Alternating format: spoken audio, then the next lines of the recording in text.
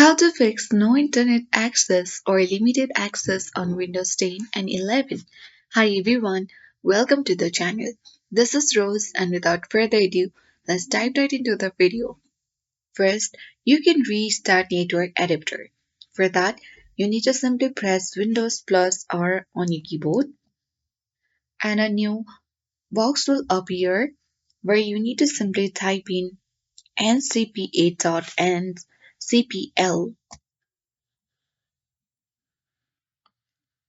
And after that, you need to press enter on your keyboard. Then a new window will appear on your device where you need to simply identify your active network adapter, example Wi-Fi or Ethernet. And you need to right click on the adapter and click on the disable option. Wait for a moment, then right click again and you need to select enable if you are facing the issues of Wi-Fi not connecting. Once you have done that, you need to check whether your Wi-Fi works or not. If not yet, you can restart or reset network settings via command prompt. For that, click the search icon and type CMD. The command prompt will appear when you need to click on open button.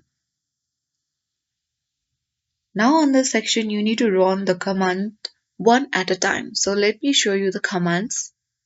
So these are the commands that you need to run one at a time. So let's copy this and paste this on this command prompt section. And you have to press enter on your keyboard. Now again, you need to copy the another one and paste it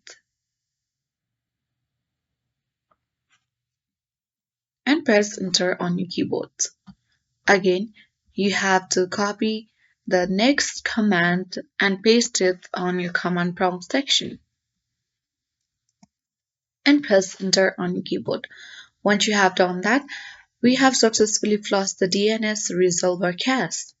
And now you need to simply restart your computer in order to apply the changes. Now you need to check if the issue is resolved. So that's it. I hope this guide was helpful. If it was, then do like, share, comment, and don't forget to subscribe. Thank you for watching and see you in the next video.